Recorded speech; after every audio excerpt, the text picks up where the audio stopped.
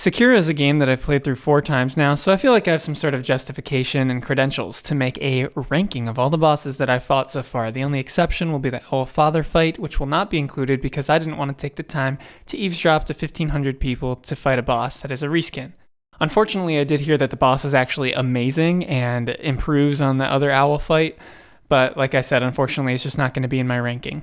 I went through my 4th run of the game when making this video to record all the parts, and I recorded my amounts of deaths to each of the bosses on the way, so I can show you that as well. Remember, this is just my personal opinion and my level of enjoyment with every boss, so feel free to leave your own opinions down below. So let's start with number 14, the Dual Ape Fight. It's really a testament to the quality of the boss fights in this game that even my least favorite boss fight in the entire game is actually not that bad. The worst parts about it are the arena, the fact that it's a reskin, and the fact that it's a gank fight where you really have to just run around the arena at times, which is unfortunate because it makes you just waste a bunch of time when you could be in there getting hits. The thing is, I actually love fighting the sword version of the Guardian Ape fight because it's kind of an erratic fight, but it gives you the opportunity to deflect and get your hits in all the time. It's very balanced and fair, and that's what makes the fight still have redeemable qualities and be kind of enjoyable still. Number 13, Folding Screen Monkeys. Now, the problem with this fight is that you can really just avoid fighting it the way that it was intended the entire time. I don't have any footage of this fight because I even forgot it was a boss fight and just didn't hit record when I started it. Good times. Anyways, really what it ends up being is you just randomly running around the arena slaying little worthless monkeys, which isn't exactly what I expected going into a boss fight of a FromSoft game. Now, if you do fight the monkeys the way they were intended, I've heard that the fight is actually pretty interesting. Like the monkey that can see really well, you have to bring him into a dark arena so that you can sneak up on him. But the problem is that you don't have to do this. You can just bum rush the monkeys and kill them all, which is what I've done every single time I've gone through the game. Number 12, Corrupted Monk. Now, this boss was actually not really that enjoyable for me to fight other than the moveset. I think the design of the arena at the end of such a creepy area to fight such a mediocre boss was kind of disappointing. I really love fighting the moveset, but really there's nothing that memorable about this fight in comparison to the reskin that we get later, which is so much better. I remember this fight feeling unrealistically difficult at the point in the game that I faced him the first time, and now it just seems trivial, and with only 1 health bar, I don't understand why I struggled so much in the first playthrough, but in any case. Number 11, Emma, the Gentle Blade. Now, I don't have any footage for this boss and the one that follows it because this is part of a separate ending, which I did not do on this run. There really is no genuine problems with this fight per se, though it is a fairly easy fight with only 1 phase, and the arena is a reused arena. But it does have an emotional impact that I think that it was really going for to make you feel bad for choosing the Shura ending. Emma is extremely quick, which makes it actually more challenging than you would expect when you first go into the fights. She is very small, has a tiny hitbox, and that stupid grab, I swear to God, that thing hit me every time. It's giving me flashbacks to the stupid chained ogre. All right, I'm not mad. I'm not mad at all. Number 10, Isshin Ashina. This is the fight that directly follows Emma, the Gentle Blade. And I think that it is relatively enjoyable. I think some of the fire attacks can be frustrating, but there are generally ways to counter every single move that he has. I think it's a great fight. The only problem is that this is a final boss, and I feel like it's somewhat underwhelming. Perhaps that's kind of intentional to match the theme of feeling bad for slaughtering Emma and achieving this evil ending, but I think that the fight could have been executed maybe a little bit better. Again, it's using that same arena, but there are ways that they make it unique, like making the arena light on fire when you fight him, which I think is kind of cool. And again, it's cool to be at top of a castle doing a battle, but again, I think the fight could have been slightly more interesting, but it was still good, so that's why I placed it where it did. Number 9, Divine Dragon. Of all of these set-piece fights that From Software has done, I would definitely consider this the best one by far. The fight itself isn't too engaging, but just the spectacle of it all is beautiful. I love the music. It's a huge highlight of it. The arena is one of the most beautiful I've ever seen in a From Software game.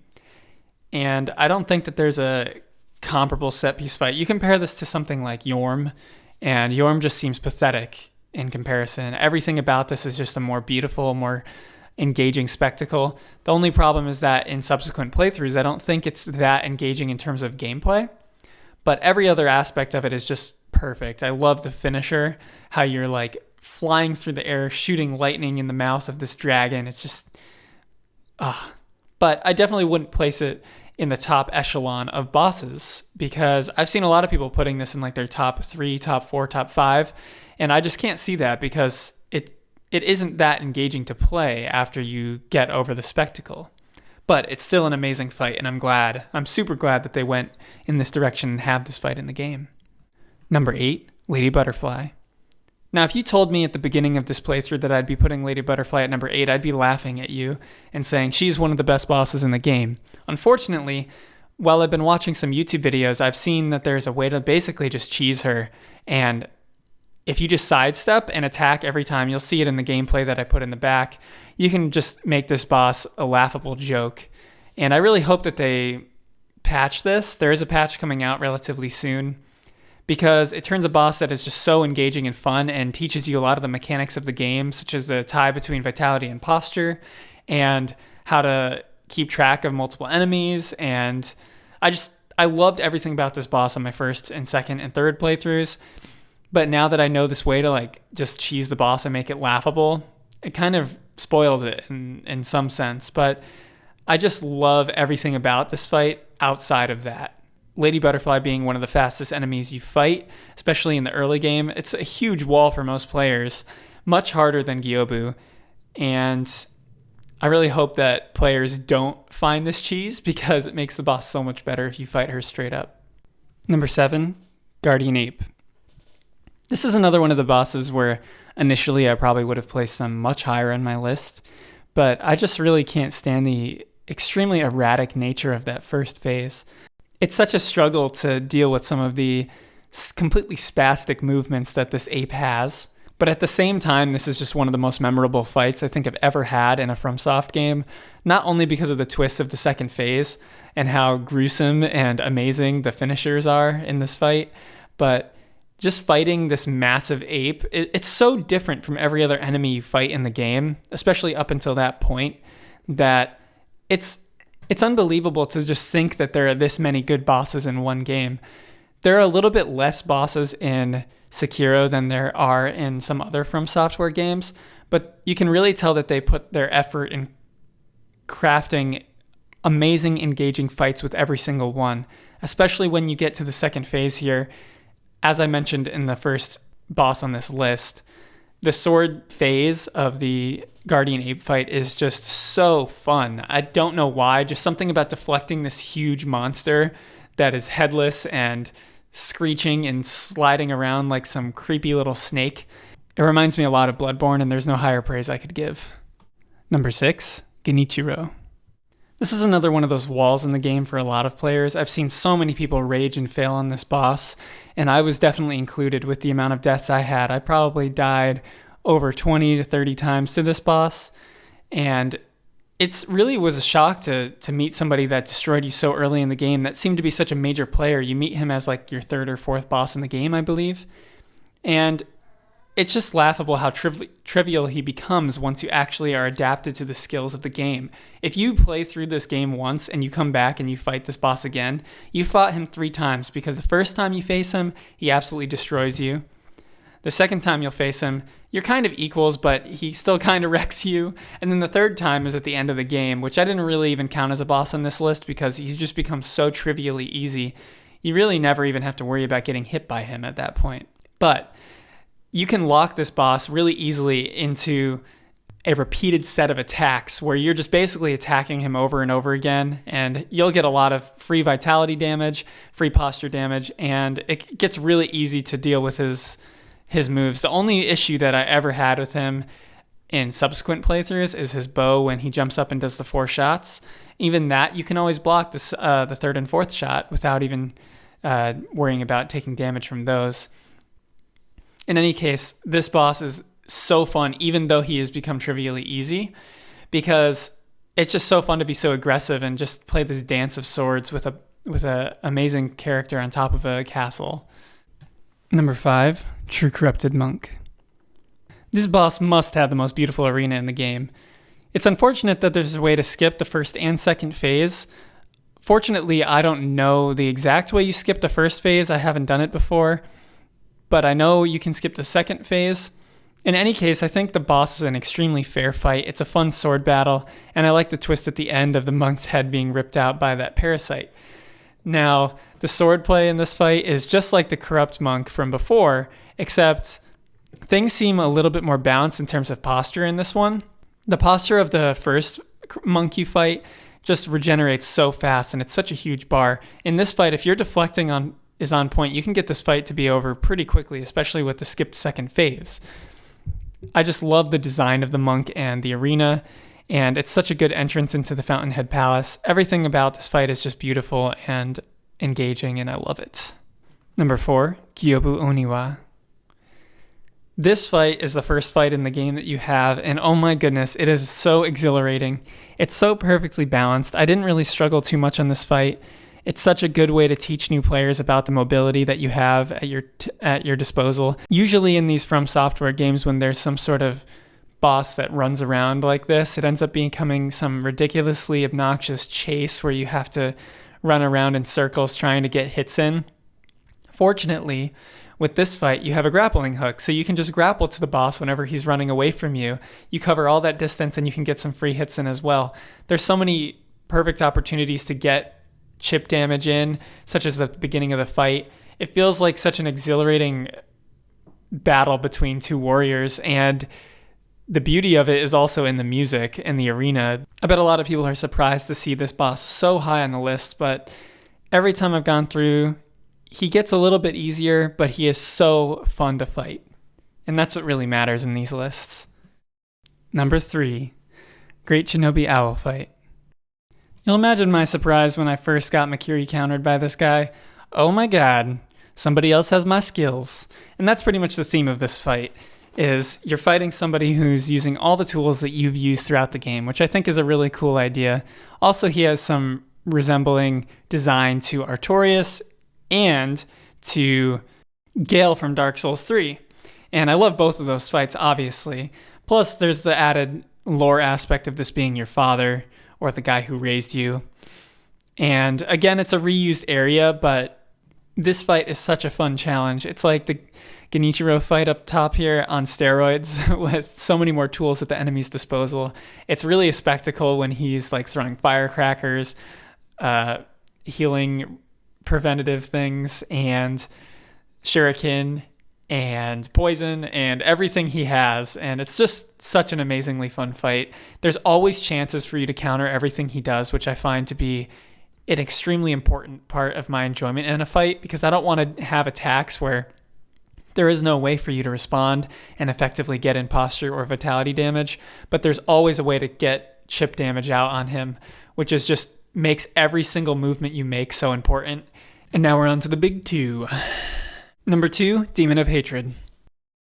Now, you might notice that for a lot of the bosses on this list, I had 0 or 1 or maybe 2 or 3 deaths at the most trying to beat them. But once I got to reaching over 10 on this attempt, I just decided to give up on trying to fight him, because I could get one shot by his charge attack because my vitality was a little bit lower than I wanted it to be to fight this guy. I probably should have leveled it up one more time just so I could survive some basic attacks. But he is such a challenge, and again, it reminds me of Bloodborne. It's so different from every boss you fought in the game. The problem is there are some attacks where all you have to do is just run around. But again, there's always chances for you to get chip damage in after you run around. So like, for example, there's this one attack he does where he's just hurling all these fireballs at you, and you just have to run around like a madman for about like 20 seconds. The good thing is when he finishes that attack, he does this T-pose. Yeah, he's a legend. And you get to get all this free damage in. So there's always chances to get your damage in. It's an extremely long fight. It's brutal, but the spectacle of it all is just on another world. I think this is perhaps the most epic fight that there's been in a FromSoft game, especially in that third phase when he brings the fire ring out and you're just jumping over. I don't know. There's so many epic moments in this fight. for epic gamers like us. Number 1, Sword Saint Isshin. Of course, it couldn't be anyone else. If you haven't noticed, there's kind of a pattern here. I do really enjoy the difficult bosses, but there are exceptions, like Gyoubu being right at the top. But anyways, every single aspect of this fight is so fun. I'm including the Genichiro part in this section because he basically just becomes something you walk over every single time.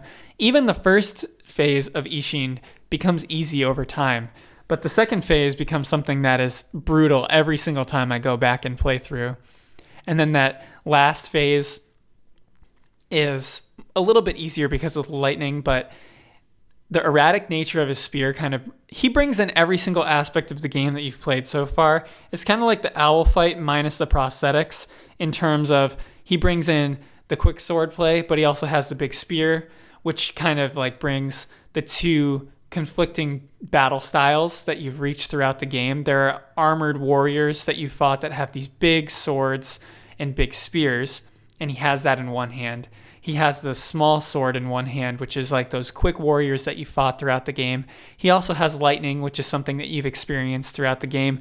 And he also has a gun, which is another part you've witnessed throughout, like the gun fort fighting the Snake Eyes enemies. So there is so many parts that have been leading up to this point of the game.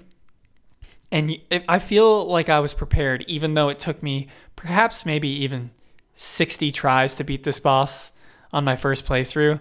I beat the game in under 30 hours, maybe at 20-something hours, but I swear half of it must have been spent on this guy and Demon of Hatred, because those two guys are just miles above Kitty. Are just miles above every other character in terms of difficulty. And I really like that they made the last boss as hard as they did, because a lot of times in the From Software games, the last boss is actually underwhelmingly difficult and can be cheesed and is a lot easier than some of the other enemies. If you take Dark Souls 1, for example, with Gwyn is not even close to the hardest boss in that game. He is difficult, but I think Sword Saint Isshin is by far the hardest in the game, and I think that is a testament to the ability of From Software to specifically cater this game to have a smooth difficulty curve because of the lack of customization and the lack of multiplayer. And I think this is a perfect way to design such a game, because it should be a gradient. You should be fighting people harder throughout the game, and I think this perfect smooth curve up into the final challenge is just so exhilarating. Every single part about this fight, the arena, the music, just lore implications, everything about it is just so fun, and I couldn't wish for a better final boss fight.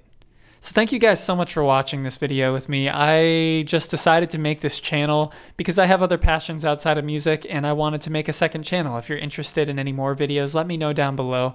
I'm planning on ranking the Game of Thrones seasons when the final season is done, and I'm not sure what I want to do from there, but I'm making this channel for fun, and we're going to see what's going to happen with it. Anyways, thank you all again, and goodbye.